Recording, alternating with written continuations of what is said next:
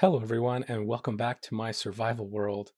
I really do hope you enjoyed that quick time lapse of the squid farm build, and I am just standing up here at the AFK spot, and don't worry, this is just temporary, but I wanted to see how good the rates were, and if you take a look here down at the farm, it is actually working out really well. The squid seem to spawn, drop down right away, and it's looking really good. And if we just jump down here real quick, you can see that I have almost filled 3 double chests of squid ink in maybe 2 hours of AFKing, and I don't think I'm going to have any issue getting black dye for the rest of the series because this farm works way too well. And it was pretty easy to build. It didn't take much time, didn't take many resources. Really, most of the time was just digging out this hole. And yeah, one thing to keep in mind, if you do come too close to this water within 64 blocks, you can spawn salmon. Not a big deal, but just something to keep in mind. The water blocks themselves, they are at level 64. And if you just build a checkerboard pattern, it really doesn't matter how big. I would just recommend going at least 4x4 checkerboards or 4x4 water source blocks, which would make it a 9x9. This one, I just used up all the available space that I had.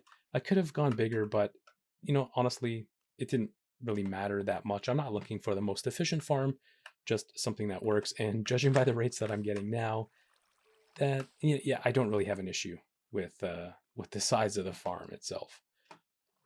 The water flows down to level 46, and there is fence gates all the way around the block, and then one underneath the block at level 45. And this is what stops the water from going any further. And then the fence gates on the side stop the water from spreading. And this is placed on every single water column. Okay, and right down here on level 30. Whoa, I was not expecting that. There is hoppers leading into the center column, and then the slabs on top. And I'll just replace that. These 3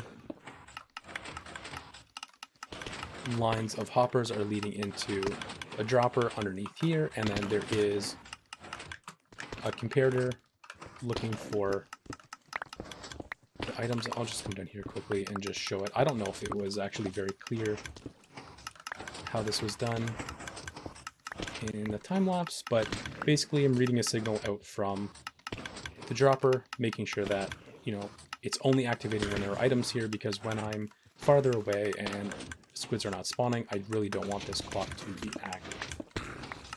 Okay, and then I just place a block on top, so this allows the signal to travel down, powering this block, which powers this sticky piston, pushing this observer in, powering this block here, which powers the dropper and shoots the items into the water stream. So hope that made sense. Let me know if it didn't, and if you want me to explain it in detail, I'm really happy to do that. But I'll just fill in these blocks here. I'll make sure I clean this up before I go. And I don't know where those blocks went. Maybe they went actually up into the collection system. That's not a big deal. But you can see, even when I stand here, the rates are still pretty good. So super happy with this farm. And the main reason why I wanted to build this now was because I really want to use dark prismarine in a couple builds. And that'll come in handy very quickly. But on to the main reason for this episode today is because I want to head into the nether and get some ancient debris so that I can upgrade all of my armor and all of my tools. And it's going to take a while. I wanted to create a full shulker box full of TNT, but I ran out of sand. This is the only piece of sand that I have left, and I'm just going to have to go with this. So without any further delay, I'm going to head into the nether now and see if I can start mining for that ancient debris.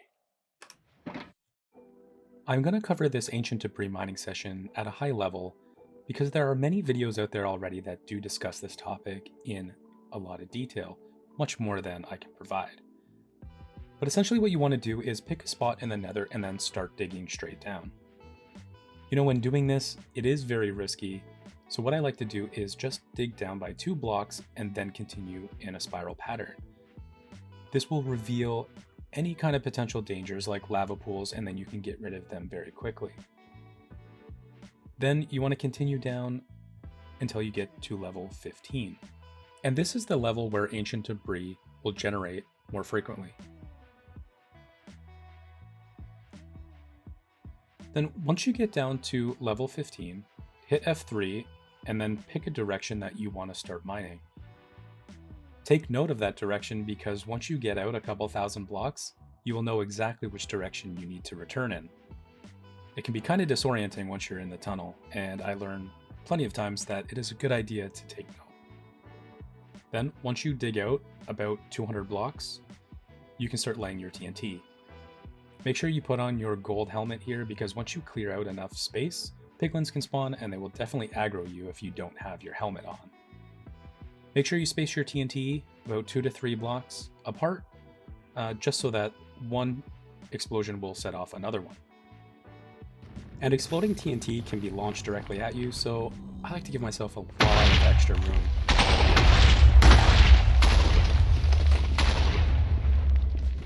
It is completely normal for the TNT to stop exploding like that.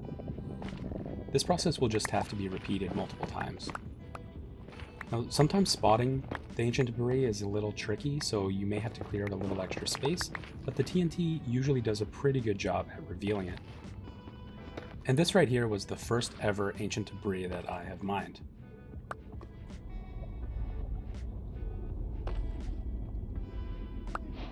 And there you go. Now you just have to repeat that a few hundred times. Alright, check it out. I got full netherite armor. And it looks so cool. I did also upgrade all of my tools. I was so skeptical about the purple, but man, this looks really cool. I'm really loving how this looks. Now, that mining session was about 4 hours, and it was really worth it. I ended up getting just over a stack of ancient debris. And you can see I do have some left. So about 15. So I can make some replacements if I need to. And to kind of memorialize this update, I did place my diamond armor inside of this glass case. And I do like how that looks from a distance. These lighting elements did kind of look a little strange on their own, and putting the armor in there like that does kind of give them a little purpose and more of a reason for being there. Oh, right. In the last episode, I did remove the broken sugarcane farms, and once I start crafting up rockets, this paper supply is going to go down quite a bit. And I want to get back a reliable supply of paper. So the plan right now is to build a massive sugarcane farm directly underneath the base. And I think I've picked out a perfect spot. And it's just over here. And I think what I'm going to do is start here where the sugarcane farm used to be, and then just go all the way down to bedrock and then build a really large sugarcane farm. That way I can activate it from inside the pyramid, and then all of the drops and everything like that can come up through water streams back into the storage system that's going to be up onto this floor here. Then I've added in a couple of beacons. I think I'm going to have one on each corner, and then I'm going to have 4 here. So the beacons here are just representing the power the base is generating, pulling in all the power from the reactor, which is going to be down here. So I'm going to clear out that section and build kind of like a generator, or kind of looks like a nuclear reactor generating all the power. And yeah, that's about it so far. That's as far as I got with that. But I'm going to head down here now and start clearing it out.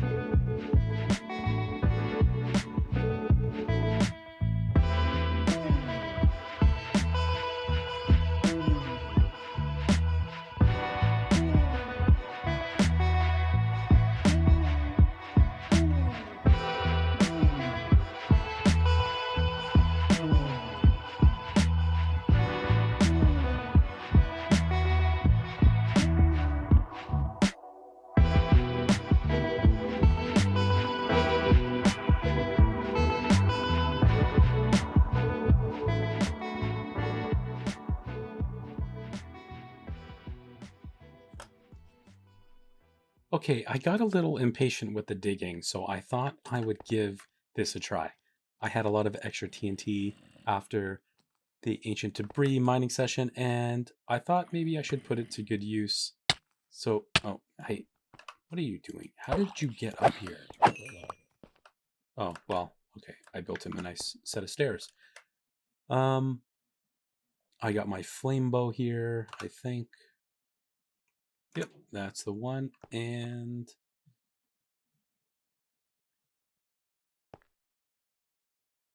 here goes. Oh, missed it.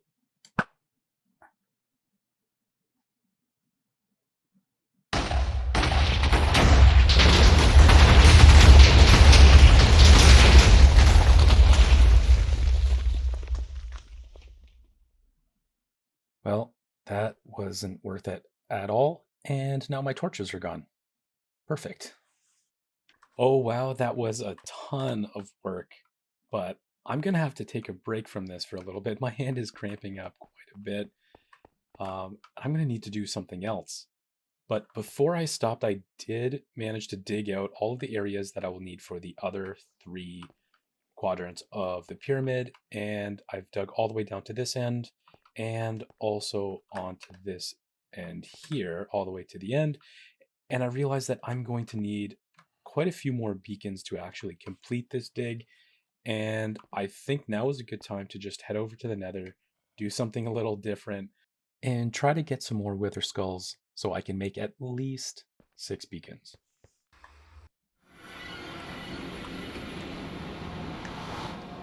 Okay, I did do some prep work ahead of time and I did set up kind of like a home base.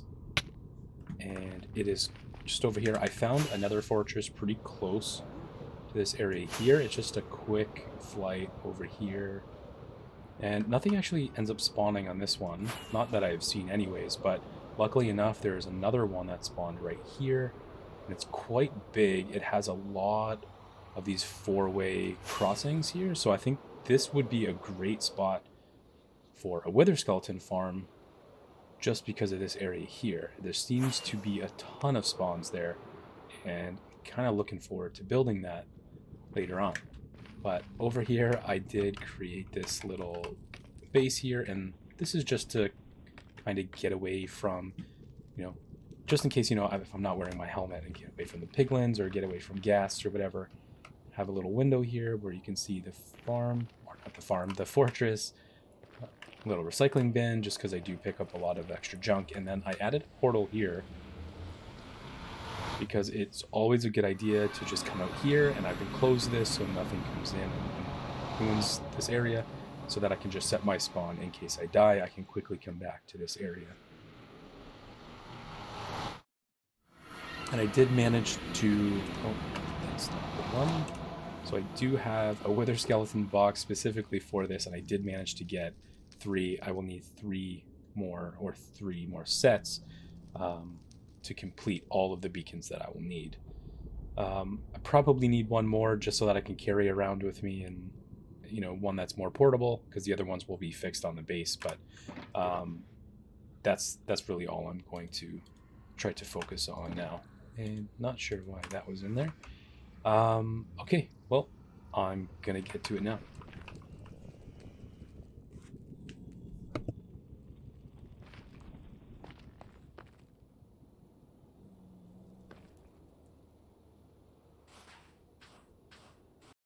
Well, everything was going well with recording until suddenly I noticed that this footage here had no sound and didn't record my voice. Luckily, the video was okay, and I was able to show getting the last wither skull, and this completes the set for all the beacons I need for the base, and that's 6 in total. After this, I did go back and get a 7th one so that I would have a beacon to carry around. I am finally done collecting all the wither skulls that I need, and I have enough to spawn in 7 withers. But instead of just spawning them in here and just killing them, I thought I would do that in a fun way. In a recent video from Etho, I saw a really cool idea where you could dispense the skulls onto the soul sand and then have iron golems actually kill the wither, and you could just sit back here and watch it happen.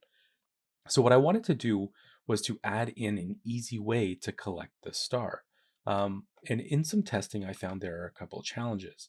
One is that if the star lands on the obsidian, there's really no easy way to collect it in without coming up here and having to gather it. So what I thought I would do was add in a dispenser and have water just flow over top and then push the star onto some hoppers so that I don't have to go into this area here with the golems and, maybe I accidentally left click and then, yeah, then it's back to respawn for me. So what I will do here is just clear out a section here, or this part here, and add in some hoppers that will go to a chest, and then add in a few dispensers. Okay, I guess that's good for now. Actually, don't know how far back I need to go, but I think I need to clear this out here and open this up a little bit.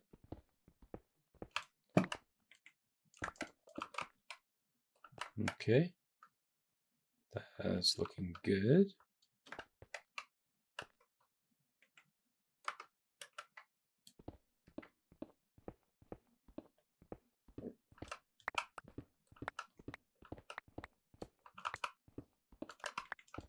And I can place a block there. I won't worry about anything here because that is where the dispenser of water will go. And then anything under here, I won't be able to collect anyways. So all the hoppers will just go into this area here. And then under here, we could maybe clear out 2 spaces there and then add in the chest right there. So I think I just picked up a chest like that, and there we go. And I will place down the redstone boxes and then, yeah, okay, I think that is enough hoppers. Okay, and then I'll just pull a line all the way to the back and then kind of snake this in so that all of the hoppers lead into the chest. Pretty straightforward. Okay, and when I spawn in the iron golems, they're going to take suffocation damage because they're very close to this endstone. So I'm just going to clear out just one more on either side. Okay, and then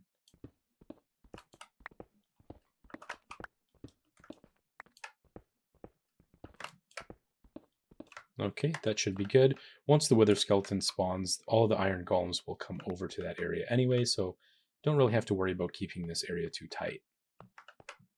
Okay, and now I can grab the dispensers. Okay, can put one right there, and then don't know, did I grab buttons? The stone buttons will do. I'll need 2 of them. Okay, and then from right here,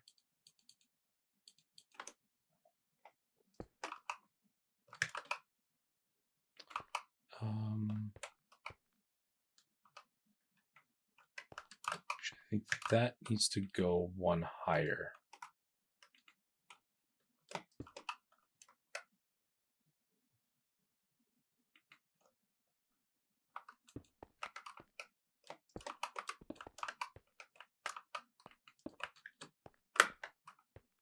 Yeah, pretty sure.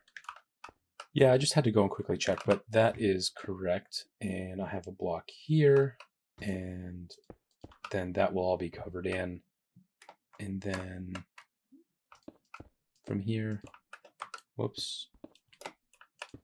Okay, and then I have the other dispensers that I'll place right here. Okay, perfect. And I can fill that in as well. I just need access to the button, so I think that is going to be okay. And then from here, I can fill this in. And right here as well.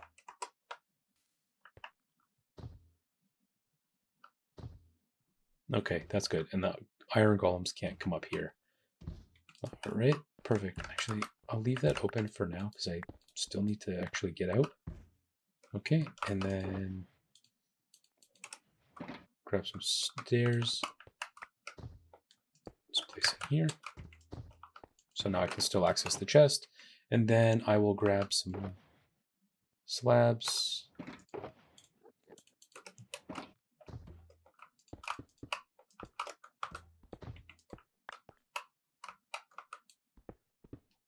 Actually, I may want some full blocks here and then maybe some slabs down.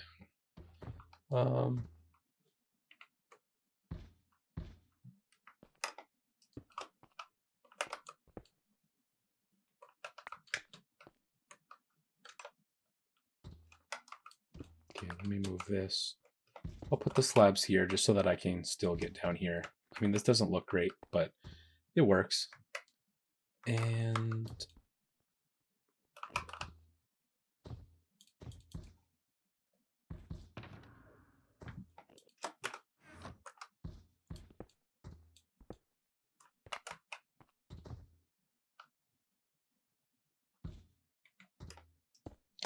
okay, and then I'll place a button in the middle. When you power this one, all three will be powered. And then once we put the soul sand there, all three will dispense all at the same time, and that will spawn the wither. Okay, and then I'll just fill this in. And what's great about this is that I can spawn the wither, and the golems will kill the wither, and I don't have to go back there. I can just do everything all from here and then just watch it all happen.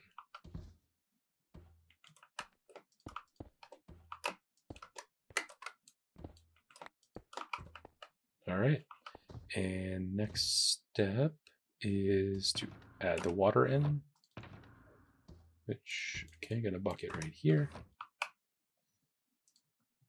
Okay, what the water will do is once you activate it, it will just make sure that it flushes the nether star off of the obsidian onto the hoppers. And then you can collect everything right here. Okay. And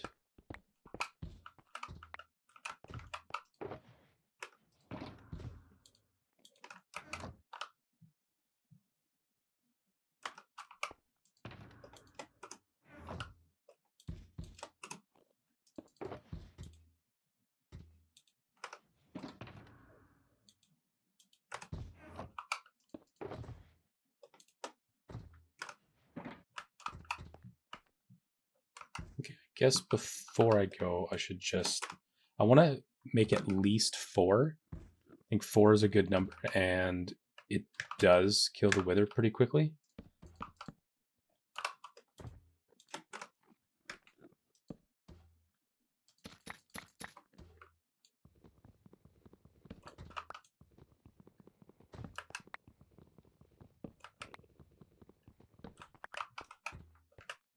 But I wonder if I can get 2 more in there somehow.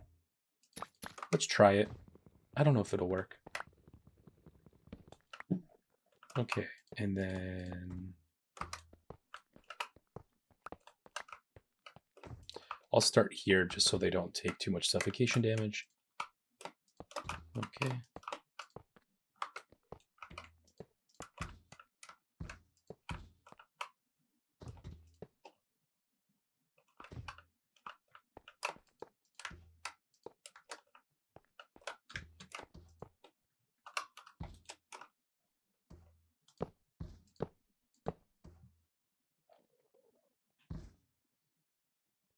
Okay, we'll see if he moves around just to give us a little bit more space.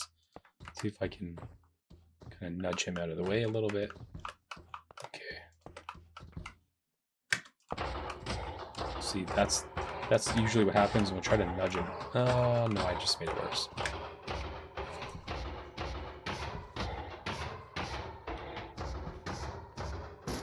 Well then, if you do have iron ingots, this would be a perfect time to use it. See if I can save him.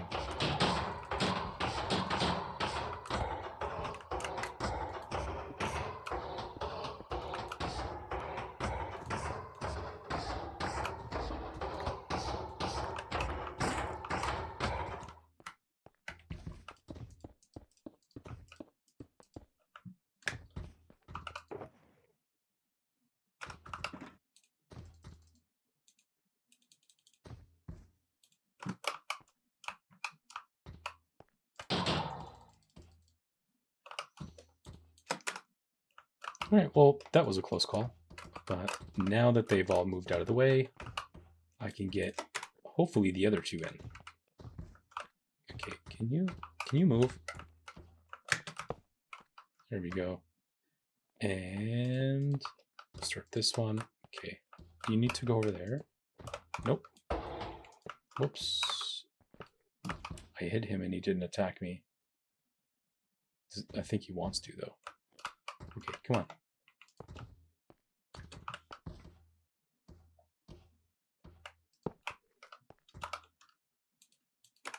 Okay.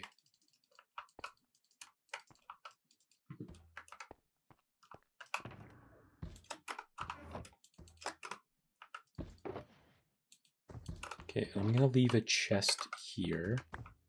And this will store...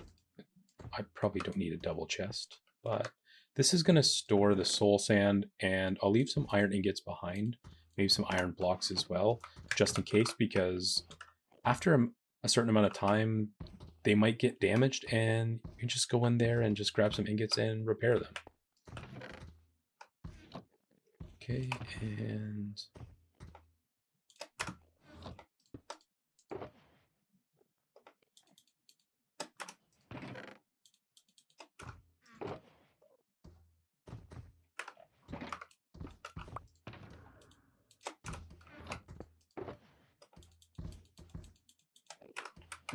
all right, now I will try to divide these up equally.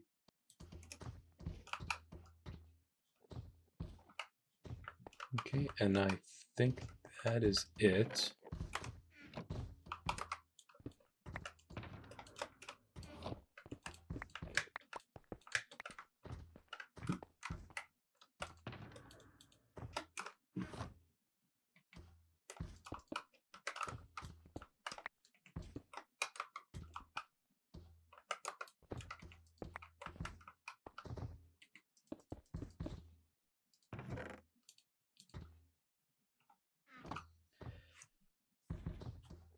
Okay, I think I'm ready for a test now. All I have to do is come in here, grab some soul sand. Oh, I actually can't jump up here anymore. Okay, that's why I didn't put the stairs there before. You just place the soul sand, double check. Okay, I have the water, and here we go. Ooh, and I did forget name tags. That might be a problem. I'll have to quickly go and grab a few just to make sure these guys are named so they don't despawn.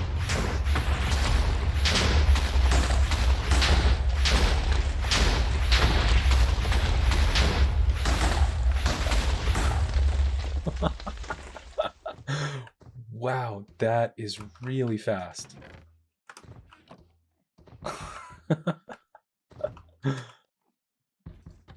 Oh yeah, right. I forgot. No automatic way to place the soul sand right now, but that would be cool.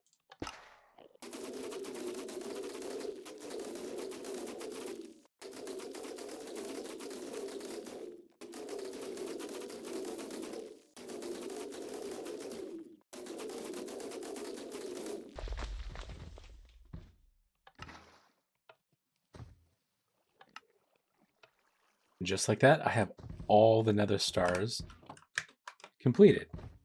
And I wonder if I can heal them from here. Is this too far away? Yeah, that is too far away. I'm kind of curious to see how damaged they actually are, if they will. Okay, so they do take an ingot. Not all of them, though. Interesting. Okay, so I guess the closest ones to the first blast damage will take a little bit. So I think it's a good idea just to keep these here, just in case. But maybe I'll make some automatic door or some sort of access to heal them. But so far, this is working very, very well. I can't forget to take these, and now I'm off to craft some beacons. All 4 corner beacons are now in place, and I can now get back to digging out the entire basement of the pyramid. But I think I'm gonna call it for this video here.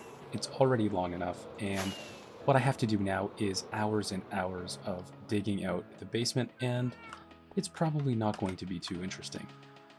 So I hope you enjoyed this video. If you did like it, please leave a like, comment on the video, let me know what you think, and if you're not subscribed already, please do so before you leave, and I'll see you in the next one.